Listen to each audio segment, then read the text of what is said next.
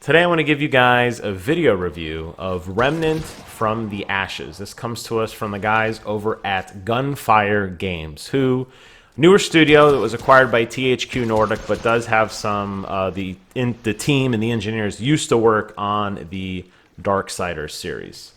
Probably asking yourself, well, geez, Jim, how come I never heard of Remnant from the Ashes? That's because this game virtually had no marketing. And I don't know why. Very, very bizarre. This game completely came under the radar. While it did receive great reviews on Metacritic, and while the press talked about it, it didn't get a lot of advertisement. And in a busy fall 2019 game release season, there wasn't a lot of reason to check this game out because a lot of people didn't know about it.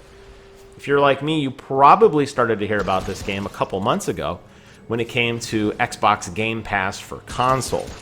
That's where I finally heard about it and picked it up and have begun playing it at that point.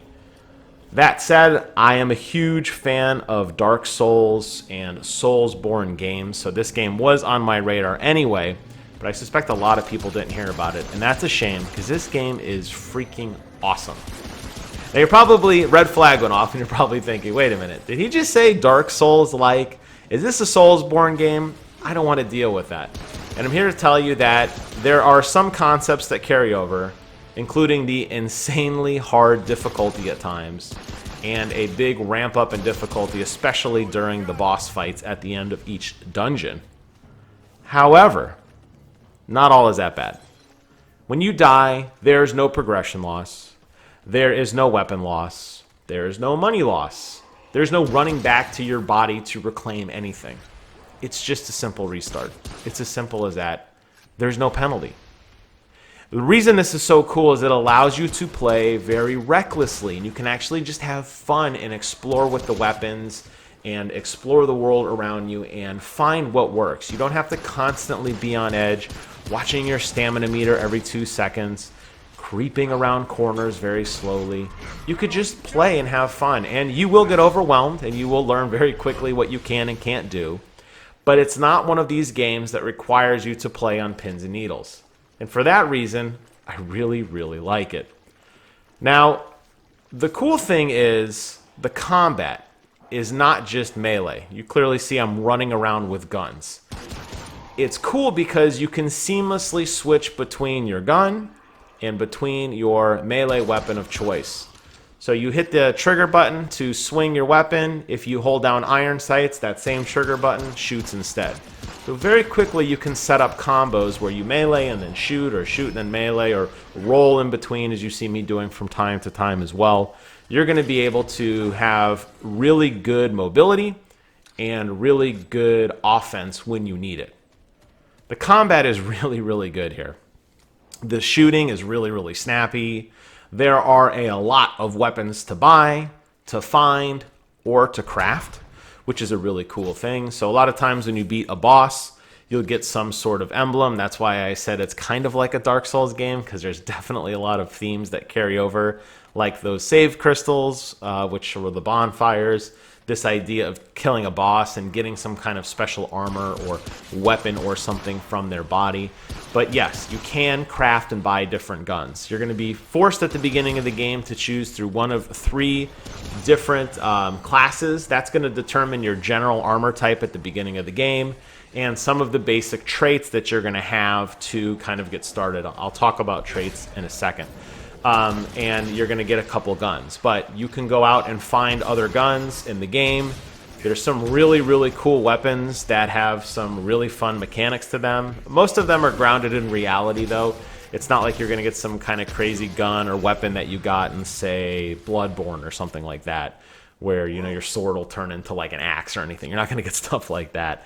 But what's cool is all the weapons have a slot for a modifier, and the modifier is an item that you get.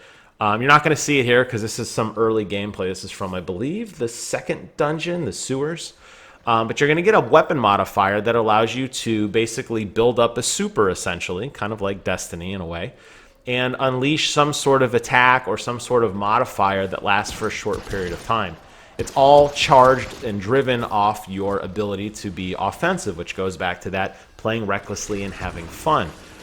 Different modifiers do different things, like imbuing your gun with fire bullets, or allow you to deploy a small healing drone, or allow you to mark enemies within a 50-foot area. Things like that, that drastically will change how you play the game, will drastically change which weapon you want to use in which situation. That's a really fun mechanic, and I think it gives the game a lot more life than it would have normally had, because although you can climb, you can't climb. Although you can crouch and you can run and you can slide, there's no cover snapping here, unfortunately. So you're going to be face tanking essentially a lot of enemies. That means you're going to turn the corner and just start shooting. Now, you can toggle between the camera over your left shoulder or your right shoulder, which is great, because it's going to allow you to kind of sneak around corners a little bit to set up some of those ideal fire lanes. But the reality is, a lot of the really great mechanics that you interact to the world are going to be missing. So in a game like The Division, where you can run and snap behind walls or something like that, you can't do that here.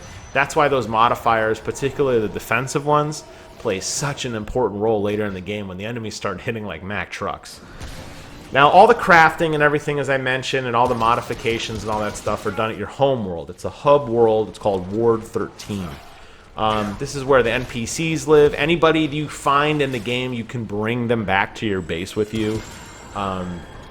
They will have different dialogue options. You can buy and sell and trade and stuff like that. You'll find stuff in the world that is like kind of like a quest item, essentially, that you'll give to a different character that will allow them to, it'll be like a usable item that will turn them, they'll turn a gun or something, they'll turn the item into a gun or something, or they'll trade it in, which will kind of expand part of their story.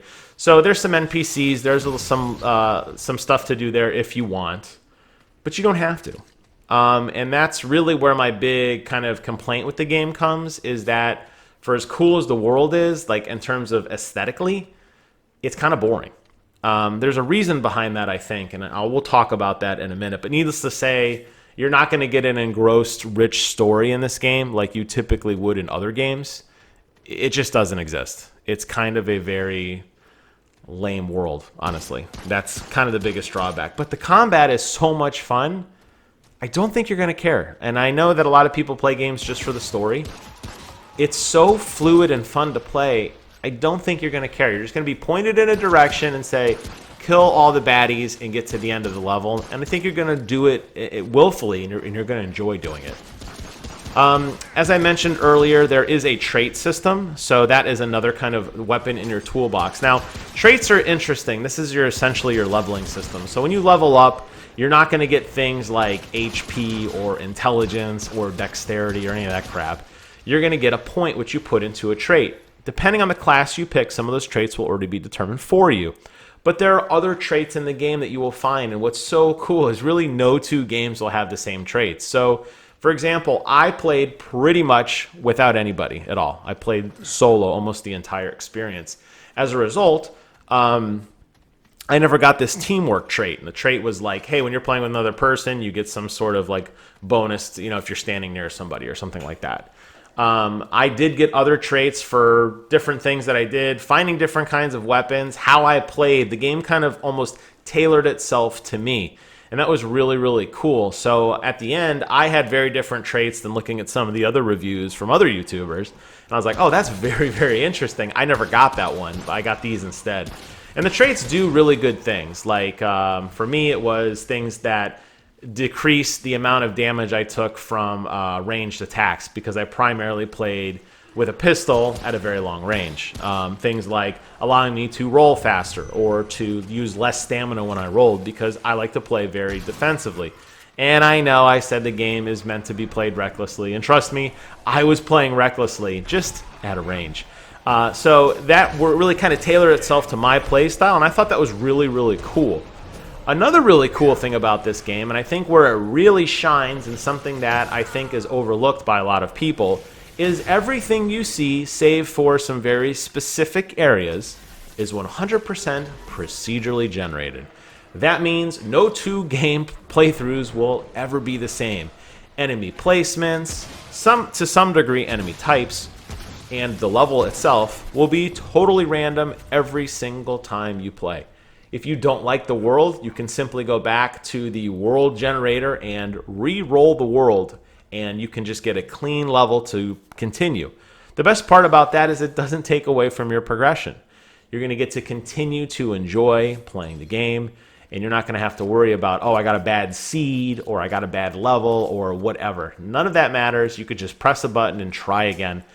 It doesn't matter as much in terms of you're going to have to advance, and from what I can tell, it's not like there's an easier variant or a harder variant. Things just may be a little more tucked away, a little harder to find, but all the key items, all the bonus areas, all the chests, the secrets, all that kind of stuff will somehow manifest themselves into your world. It's just how easy are they to find for you to explore, and how much of a vibe are you getting. Ultimately, though, and something that's maybe a little bit of a downside here, because of that, the worlds are generally kind of bland and boring, and it kind of makes sense why, I guess. If it's procedurally generated, they couldn't get too wild with the design. But ultimately, I don't think there's any like great set design or anything that's going to just, you know, make you blow your mind in terms of like, oh my goodness, I can't believe this like great set piece or something. You're not going to get that in this game, unfortunately. I talked about the story a little bit earlier, and I guess I'll wrap it up with the part of the game that I disliked the most, and that really was the story. The story loosely is that you are the remnant of humanity. You are one of the last people on Earth. A portal opens from this strange dimension. Aliens pour through. And it's kind of up to you and a small group of these NPCs who have made a small stronghold to kind of figure out what's going on and fight back the evil. You're going to go to a lot of different worlds. You're going to meet a lot of different people, some really cool bosses. As I mentioned, the bosses are also procedurally generated, so sometimes you'll get one type of boss, sometimes you'll get a different one. I mean, they're not, I shouldn't say procedural. There's a few bosses that could be pulled from any given area. So this game does warrant a lot of playthrough. Unfortunately, the lore of finding different bosses and the thrill of kind of uncovering the mystery of the world isn't all that exciting, and it's largely forgettable. You're going to go to all these different places. You're probably not going to really understand why you're doing it other than the story is making you do it. But when you get there, you're going to have a ton of fun. Every enemy type is different from each of the different worlds, so you're going to have your... You know, there's one area that's like a desert where everybody is kind of like more humanoid looking. You're going to be in the sewers where I was just at a minute ago, where there's a lot more of these kind of like blobs and slimes and that sort of thing. You'll eventually travel to this weird laboratory with these weird looking skeletons and these kind of robot looking guys. A lot of great design went into this game. Just unfortunately, the story payoff just doesn't really hit.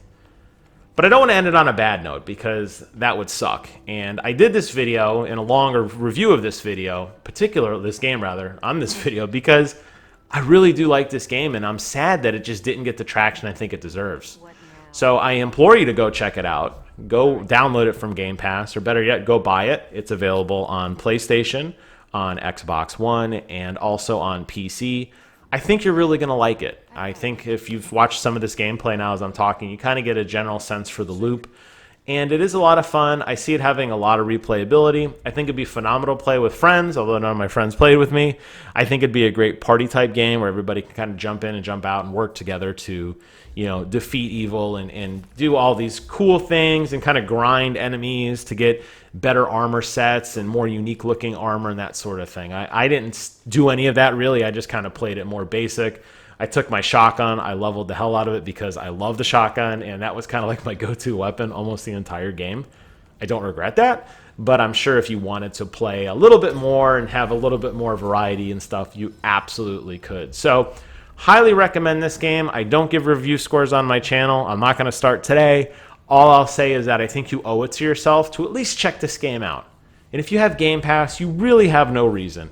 But throw a tweet to these guys, show them some love, let them know that you're interested, let them know that you like it. Hopefully we'll get a sequel. Maybe we can get a little bit better world building in the sequel. I think they have a phenomenal IP on their hands.